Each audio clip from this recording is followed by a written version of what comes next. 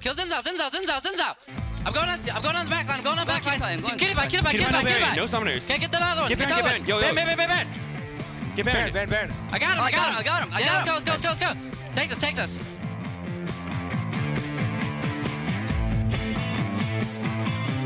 Hey everybody, welcome back to the North American LCS. We're into week 4 here, and it's the 4th of July. Thanks for joining us for our huge 8-game day. I'm joined by Lemon Nation and Sneaky Cloud9. You guys picking up another win. And I gotta say, going into this game, you guys must have felt comfortable. Lemon, you guys were given Elise, Jace, and Zach right off the bat. What were you guys thinking? We're really happy to get Jace. I mean, every loss we've had has been versus Jace. He's just so OP now. So it felt pretty good to have him. So was it actually going into Champion Select that was something you would have let go by or something you had to get? That was our top priority, Jace. As blue side, if Jace is up, you pick it.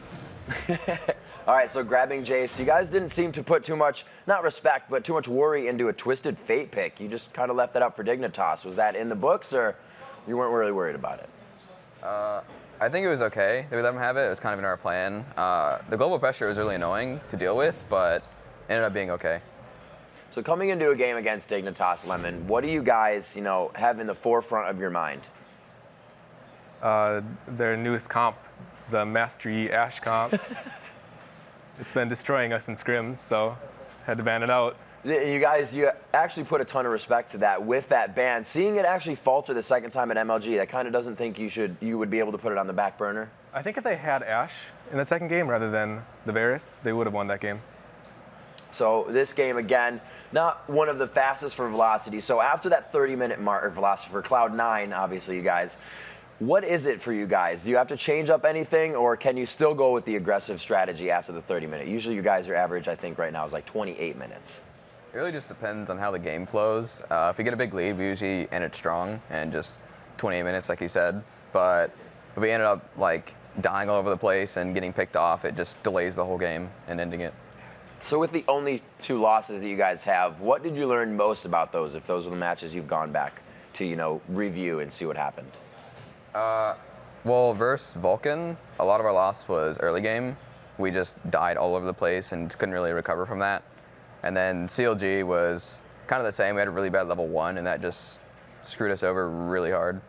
So what does practice become for those? Obviously, it's kind of easy to just make level 1 not happen and play it safe, but do you guys focus on making sure that will never happen and stuff like that? Yeah, a lot of our scrims have actually been like less than 5 minutes, just like practicing level 1s basically. That's different. A lot of teams you'll see kind of wanting to get to the late game to practice. What is it so important about the early game for you guys that you want to take a hold of? We've had a lot of issues with our early game, like mainly our level 1s and things like that, so we've been improving that as much as we can. What is that for you? Is that map control? Is that getting the picks you want in a certain lane or swapping? How have you guys kind of figured out that formula works? It's mainly just like, before they kind of knew where we'd go at level 1 with our wards because we were kind of predictable. And so we just got to like mix that up, get some more strats out. And what's it like, obviously, when you guys get to that 30-minute mark, when you're figuring out the team can outscale you? What's the adapting like for Cloud9? How do you guys focus change? Do you ever go from, kills to objectives or vice versa? It's almost always objectives, but past 30-minute mark, if we know we get outscaled, we try and just force things as much as we can. All right, guys, and final question. You guys are coming off to face Curse later today as we got a lot of matches going on. How are you feeling about that, and what's on your mind? I think they're going to run some globals versus us again, but I think we'll do good versus them. Sneaky, anything? I think we'll do well, especially after their loss again. Might throw them on tilt or something. That's true. All right, guys, thank you very much for the interview. Congratulations again on the win, keeping at the top of that list. You guys are doing very well for Cloud9 and more boiling crab, I guess, in the future, right? All right, guys, thank you very much. We have a lot more action to go today. It's July 4th, and there are some explosive games that have already happened and some really interesting interactions at Baron. And Jat's going to break those down for us right now. Thank you very much, Riv. And this was probably the turning point in this game. Remember back to the first game we had today when Vulcan hid inside the Baron pit after taking Baron multiple times. Dignitas tries to pull the same trick on Cloud9 because they saw them very well with that pink ward. Dignitas is waiting. They think they're really clever here, trying to wait around the corner, thinking everyone on Cloud9 is going to funnel and walk in towards the Baron pit. But Meteos, as the leader right here, decides to just jump in blind and just start things because he has the confidence in himself on Zach and in the backup of Lulu that he would be able to survive this. So let's actually roll the clip right here to see them go in. Dignitas is waiting. Meteos jumps in. He also gets the Lulu out. Let's actually pause it here. The Shock Blast is the exact same color that I'm using, by the way. Isn't able to do much right here. But keep in mind, as we watch this clip later, how Meteos zones out all the spells from Dignitas and how Dignitas blows everything on Meteos because he's such a large presence in this fight. In order for Dignitas to win against the clump, they need to get their area of effect damages in. That would mean Patoy's Crescendo would have to cut across, while I'm a Cutie Pie's Graves ult would have to cut across with it, and Crumb's Xin Zhao ult would have to cut in at some point as well. But because of the distraction that Meteos creates, if we roll this in half speed, we'll see how it doesn't work. Cutie Pie blows his ult through Meteos. Crumb's ults around Lemon Nation. Patoy lands a perfect crescendo. If we pause it right here, you can see he has 3. And if Dignitas had lined up their spells and I'm a Cutie Pie hadn't gotten pushed so far back by Zach, it would have cut through almost all of Cloud9's health and they would have been done. But because Dignitas didn't get their spells off on the core of Cloud9's team, Cloud9 was able to roll through this fight. Let's just roll it in full speed to see how one-sided it was after the initial plays. Meteos went down, but he had his passive, so it was all okay. And Cloud9 just charges, because remember, Dignitas already used everything in that fight. Balls gets the stun onto Kiwi Kid. They're able to close in. This was a large amount of kills and a Baron for Cloud9 and a very clear turning point in this game. So Cloud9 does not hesitate, and that's one of the things that makes them the #1 team in the North American LCS. Let's send it back to the desk. Thank you very much, chat. Now, guys, we asked you what North American LCS Pro has stepped up their game the most so far this split and why, and here's what you had to say. First up, Nien has stepped up his game immensely. My worries are gone. Go CLG. That's definitely a pretty easy one. After last week's performance, you have to give Nien Tanso credit.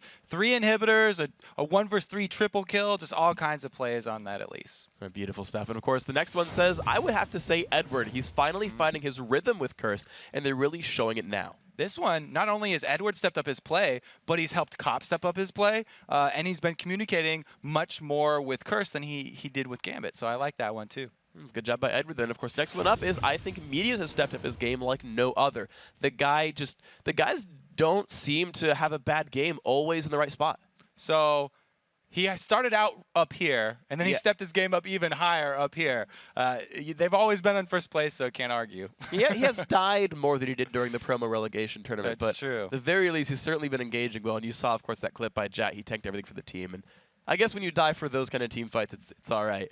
Anyway, next up, I think Scar has stepped up his game by showing new champs compared to his comfort picks in the past. Definitely a fan favorite. That Master Yi, everybody loves seeing the Scar resets. It was a pretty masterful performance. Now, the next one up is undoubtedly Link. His incredibly strong play on champs such as Zed and Karthus has carried CLG in numerous games this split. I think that's a similar one to Meteos, where he's always been pretty solid, and now people are just recognizing it, and they're giving him his due. Again, congratulations to the winners of the Logitech G100S gaming mouse. And remember, if you want to win, you'll have to tweet. So hit us up at LML Esports, use the hashtag LCS, and who knows, we might read your answer next time.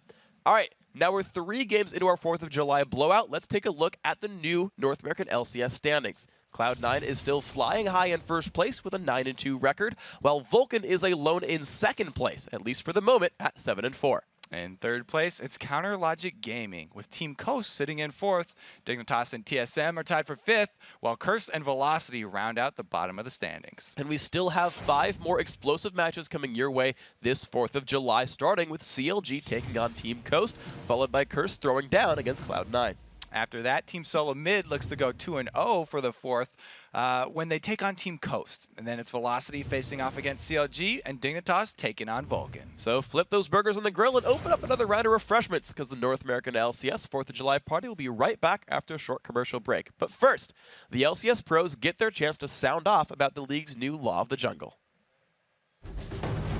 In this patch, the creeps don't spawn at 140, so you can do whatever you want to 155 and just run to your lane.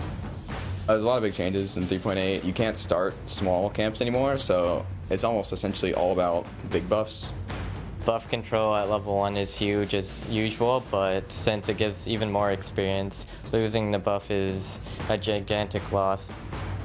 Each big buff is worth 220 now, and that's a level, and that's like level and a little bit more. If you have the stronger level 1, you bully them around, you get more vision on them. If you have the weaker level 1, you can't be greedy. You can't really do a lot of like side buffs, you know, cheese people with level 2 from getting experience early on with the wolves, the rays, or the double golems. It just made me want to pick more aggressive champions rather than like sit in the jungle and just farm. The only difference is people aren't taking my jungle now. It's not like I'm taking your wolves, you know, I'm taking your rays. It's just like you can go start your buff.